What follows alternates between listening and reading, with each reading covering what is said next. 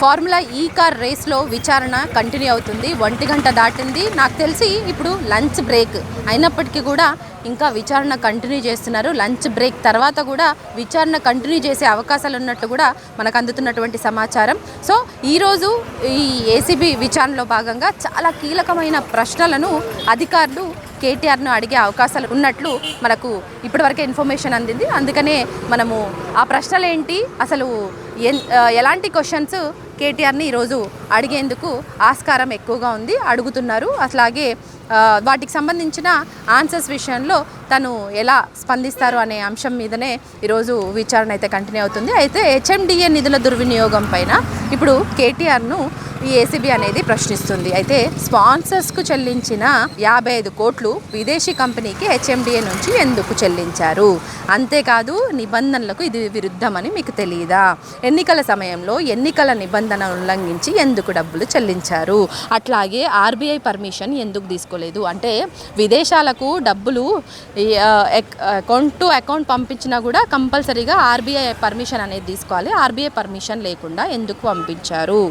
So అగ్రిమెంట్లు కావచ్చు అట్లాగే చెల్లింపులన్నీ కూడా మీ ఆధ్వర్యంలోనే జరిగాయా, అంతేకాదు స్పాన్సర్షిప్లు ఎలా డిజైన్ చేశారు, అంతేకాదు సీజన్ 9కు స్పాన్సర్ ఫీజు మొత్తం చెల్లించినరా, ఇంకేమైనా పెండింగ్ ఉందా, అట్లాగే ఈరోజు కొత్తగా అడగాల్సిన ఒక క్వశ్చన్ ఏంటంటే ఎఫ్యూ అంటే ఈ కార్ ఫార్ములా రేస్లో ఏదైతే సంస్థ ఉందో ఈ ఫార్ములా రేస్కి సంబంధించి ఎఫ్ఈఓ స్టేట్మెంట్ ప్రకారం పూర్తయిన సీజన్ 9కి కూడా పూర్తి చెల్లింపులు జరగలేదు, నిజమేనా, ఇట్లాంటి క్వశ్చన్స్ అయితే అడిగేందుకు ఆస్కారం ఎక్కువగా కనబడుతుంది అనేసి ఇప్పటి వరకు ఉన్న మనకు సమాచారం అందుతుంది. అట్లాగే నిబంధనలు ఉల్లంఘించి ఎన్నికల సమయంలో ఎందుకు ఆగమేఘాల మీద చెల్లింపులు చేశారంటూ కూడా ప్రశ్నించే అవకాశాలు ఉన్నాయి. ఒకవేళ స్పాన్సర్ సంస్థ వెనక్కి తగ్గితే మరో స్పాన్సర్ని కూడా వెతుక్కోవాలి కదా, ఎందుకు వెతకలేకపోయారు, అగ్రిమెంట్ లేకుండానే చెల్లింపులు ఎలా జరిగాయి, ఇలాంటి క్వశ్చన్స్ అన్నీ కూడా ఈరోజు మాజీ మంత్రి కేటీఆర్ను అధికారులు విచారణలో భాగంగా అడిగేటువంటి అవకాశాలు ఎక్కువగా ఉన్నాయి. ఆల్రెడీ విచారణ దాదాపు 10 గంటలకు కేటీఆర్ మాజీ మంత్రి లోపలికి వెళ్ళారు. అప్పటి నుంచి స్టార్ట్ అయినటువంటి విచారణ ఇప్పుడు దాదాపు లంచ్ బ్రేక్ 1 గంట దాటిపోయింది. సో ఎప్పట్లాగే 6 నుంచి 7 గంటల సమయం విచారణకు కేటాయిస్తారా, లేదంటే ఆఫ్టర్ లంచ్ తర్వాత విచారణ త్వరితగతినే ఏమన్నా ముగిస్తారా, ఎందుకంటే కంట్రోల్ రూమ్ కమాండ్ కంట్రోల్ రూమ్లో ఈరోజు ఆల్రెడీ రేవంత్ రెడ్డి కాంగ్రెస్ ప్రభుత్వ హయాంలో రాష్ట్ర ప్రభుత్వ హయాంలో క్యాబినెట్ ముఖ్య కీలక సమావేశం ఆల్రెడీ స్టార్ట్ అయింది. మేబీ అందుకనే కాబోలు ఇంతకుముందు ఇక్కడ భారీ పోలీసుల మోహరింపు కావచ్చు, లేదంటే ఇటుగుండా వెళ్ళేటువంటి కంప్లీట్ రస్తానైతే కంప్లీట్గా క్లోజ్ చేసిరు ఇంతకుముందు విచారణలో భాగంగా. కానీ ఈరోజు మరి క్యాబినెట్ కీలక సమావేశం కమాండ్ కంట్రోల్ రూమ్లో ఉండడం కారణంగా అక్కడికి సీఎం రేవంత్ రెడ్డి హాజరు కానున్న నేపథ్యంలో మరి ఈరోజు ట్రాఫిక్ జామ్స్ అయ్యే ఛాన్సెస్ ఎక్కువగా ఉంటాయనేసి ఇంత ఫ్రీగా వదిలేశారా అనేది కూడా మనకు అర్థమవుతుంది. ఈరోజు అసలు వెహికల్స్ రాకపోకలకైతే ఎలాంటి అంతరాయం లేదు. కానీ ఈరోజు కేసీఆర్ను విచారించేందుకు పలు కీలక ప్రశ్నలతో ఏసీబీ విచారణలో భాగంగా రెడీ చేసుకుందనేసి చెప్పొచ్చు. అందులో భాగంగానే అవినీతి నిరోధక చట్టంలోని section 13(1)(a) red with 13(2), section 409 red with 120(b) case కూడా నమోదైంది. అంటే ఇది నేరపూరిత దుష్ప్రవర్తన, అట్లాగే పబ్లిక్ సర్వెంట్ తనకు అప్పజెప్పిన ప్రభుత్వ ఆస్తిని దుర్వినియోగం చేయడంలో భాగంగా ఈ కేసెస్ని అయితే ఫైల్ చేస్తుంటారు.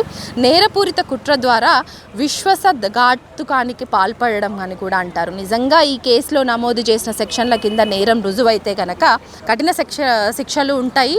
కానీ ఇదంతా కక్షపూరిత రాజకీయాల్లో భాగంగానే తనపై కేసు నమోదు చేశారంటూ కూడా కేటీఆర్ ఇంతకు ముందు నుంచి లైవ్ డిటెక్టర్ ఏ టెస్ట్లకైనా రెడీ, ఓపెన్ ఛాలెంజ్ ఇప్పుడున్నటువంటి సీఎం రేవంత్ రెడ్డికి సవాల్ విసురుతున్నటువంటి సిచ్యువేషన్. అంతేకాదు ఫార్ములా ఈ కార్ రేస్లో ఎలాంటి అవినీతి జరగలేదని తాను పదే పదే చెప్పుకుంటూ వస్తున్నారు. అసలు ఈ కేసు అనేది ఆల్మోస్ట్ మనకు 2023 ఫిబ్రవరి 10, 11 తేదీల్లో నెక్లెస్ రోడ్లో 9వ సీజన్ ఫార్ములా ఈ కార్ రేస్ అనేది జరిగింది. ఫార్ములా ఈ రేస్ కోసం అక్రమంగా విదేశీ సంస్థకు సొమ్ములు చెల్లించారంటూ 2024 అక్టోబర్ 18న ఏసీబీకి ఫిర్యాదు చేసిన దానకిషోర్. సో ఇందులో A1గా ఈ కార్ రేస్లో బీఆర్ఎస్ వర్కింగ్ ప్రెసిడెంట్ కేటీఆర్ కావచ్చు, A2గా ఐఏఎస్ అధికారి అరవింద్ కుమార్ కావచ్చు, A3గా హెచ్ఎండిఏ అప్పటి CEO బిఎల్ఎన్ రెడ్డి కావచ్చు. సో వీళ్ళందరి విచారణలు ఆల్మోస్ట్ కంప్లీట్ అయ్యాయి. వీళ్ళందరి విచారణలో ఏవైతే అంశాలు వాళ్ళు సమాధానాలు చెప్పారో వాటిని అన్నింటినీ కూడా బేస్డ్ ఆన్ ఇప్పుడు కేటీఆర్ను ప్రశ్నించేటువంటి అవకాశాలు ఉన్నాయి. మరి ఫస్ట్ టైము సెకండ్ టైం విచారణలో భాగంగా క్వశ్చన్స్ ఏవైతే అడిగారో అవన్నీ కూడా చాలా సిల్లీగా క్వశ్చన్స్ అడిగారు. సో నేను ప్రతిదానికి ప్రూఫ్స్ తోటే సమాధానాలు చెప్పాను. సో వాళ్ళకి అడగడానికి ఛాన్స్ లేకుండా ఉంది. సో అడిగిన ప్రశ్నల్ని మళ్ళీ అడిగారంటూ కూడా కేటీఆర్ ఇదివరకు మీడియా సమక్షంలో కూడా విచారణ పూర్తయిన తర్వాత అడిగినటువంటి సిచ్యువేషన్. నేను ఏదైనా సరే చట్టానికి గౌరవిస్తాను. ఏసీబీ ఇప్పుడు కాదు, ఇంకో 30 సార్లు పిలిచినా కూడా నేను స్వాగతిస్తాను, వస్తాను, విచారణకు నేను హాజరవుతాను. వాళ్ళు అడిగిన ప్రశ్నలన్నింటికి కూడా కులంకషంగా నేను సమాధానం చెప్తా అన్న ఒక కాన్ఫిడెన్స్ లెవెల్ అయితే తనలో కనిపించింది. మరి ఈరోజు పెట్టినటువంటి కేసులో భాగంగా మరి అది కక్షపూరితమైన కేసా లేదంటే నిజంగా విచారణలో భాగంగానే మరి తనని జైలుకి పంపిస్తారా అన్న సిచ్యువేషన్ ఒకటైతే కొంత సంచలనం రేకెత్తిస్తుంది. ఎందుకంటే ఈరోజు ఉదయం బీఆర్ఎస్ భవన్లో కేటీఆర్ ఏవైతే మాట్లాడారో అంటే ప్రశ్నించే గొంతుకల మీద ఎప్పుడు అక్రమ కేసులు ఇప్పుడున్నటువంటి రేవంత్ సర్కార్ బనాయిస్తుంది. మరి ఈ అక్రమ కేసుల కింద కక్షపూరితమైన రాజకీయాల్లో భాగంగానే నా మీద ఈ ఫార్ములా రేస్ కార్ కేసు అనేది ఫైల్ చేసిర్రు. అందులో భాగంగానే ఇవన్నీ జరుగుతున్నాయి. నేను అన్ని ట్రాన్స్పరెన్సీగానే అనుమతుల ప్రకారమే చేసినాను కాబట్టి నేను ఇప్పుడు కాదు ఎప్పుడైనా ఓపెన్ ఛాలెంజ్ చేస్తున్నా.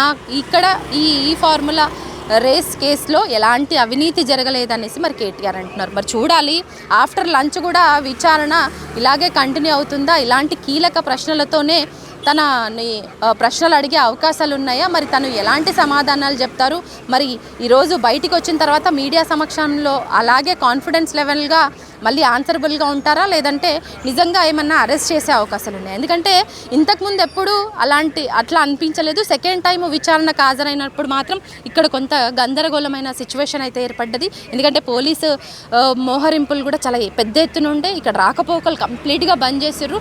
కొంత మీడియా మీద కూడా అత్యుత్సాహం ప్రదర్శించారు పోలీసులు. కానీ ఈరోజు మీడియాను కూడా సర్వసాధారణంగా చాలా లైట్ తీసుకుంటూ వదిలేసిండ్రు. వాళ్ళ పనులు వాళ్ళు చేసుకోమన్నట్టు. వీళ్ళ విధుల్లో వీళ్ళు బిజీ ఉన్నారు. ఓవరాల్గా చూసుకుంటే ఇక్కడ సిచ్యువేషన్ మాత్రం నిజంగా వాతావరణం ఏ విధంగానైతే కూల్గా ఉందో లోపల ఏసీబీ విచారణలో భాగంగా కీలక ప్రశ్నలు అడుగుతున్నప్పటికీ టెన్షన్ వాతావరణం ఉన్నప్పటికీ బయట మాత్రం చాలా సాదా సీదాగానే ఇక్కడ ఉన్నటువంటి పరిస్థితులు కనిపిస్తున్నాయి. ఎందుకంటే ఆల్రెడీ బీఆర్ఎస్ భవన్లో నాయకులందరూ లోపలున్నా, కార్యకర్తలందరూ ఉన్నా, మాజీ మంత్రులు, ఇప్పుడున్నటువంటి ఎమ్మెల్యేలు ఎంతమంది ఉన్నా కూడా వాళ్ళందరిని కూడా లోపలనే ఉంచేసి ఎక్కడికక్కడ అడ్డుకోవడం కావచ్చు, భవన్కి లాక్ వేయడం కావచ్చు. అట్లాగే నీలోఫర్ హోటల్ ఉంటుంది అక్కడ కూడా అంతా ఈ బీఆర్ఎస్ పార్టీ శ్రేణులు అందరూ కూడా గ్యాదర్ అవుతున్నారని ఆ హోటల్కి సంబంధించిన షట్టర్స్ కూడా క్లోజ్ చేసి అక్కడ ఉన్నటువంటి షాప్లను ఇక్కడ నుంచి 100 మీటర్స్ దూరంలో ఉన్నటువంటి షాపులు కావచ్చు, ఇంకా కొంత హోటల్స్ ఉన్నాయి, రెస్టారెంట్స్ ఉన్నాయి, అవన్నీ కూడా క్లోజ్ చేసినటువంటి సిచ్యువేషన్. మరి కమాండ్ కంట్రోల్ రూమ్లో ఈ క్యాబినెట్ కీలక భేటీ సమావేశంలో భాగంగా ఇవన్నీ చేస్తున్నారా లేదంటే ఇక్కడికి సీఎం రేవంత్ రెడ్డి వచ్చిండు కాబట్టి ఇక్కడ ట్రాఫిక్ అంతరాయం కలగొద్దనేసి చేస్తున్నారా అనేది మరి తెలుసుకోవాల్సి ఉంది. మొత్తానికైతే పరిస్థితి మాత్రం గ్రౌండ్ లెవెల్లో ఇది కంటిన్యూ అవుతుంది. మరి చూడాలి ఈ క్వశ్చన్స్ అడిగే విషయంలో ఏమన్నా కేటీఆర్ని ఇరుకును పెట్టే అవకాశాలు మరి ఏసీబీ అధికారులు తీసుకుంటారా లేదంటే సమాధానాలు కరాఖండిగా చెప్తూ ఎలాంటి అవినీతి జరగలేదని వాళ్ళు అడుగుతున్న ప్రశ్నలన్నింటికీ సూటిగా ఆన్సర్స్ చెప్పే దిశగా ఈ విచారణ కంటిన్యూ అవుతుందా అనేది మాత్రం చూడాల్సి ఉంది.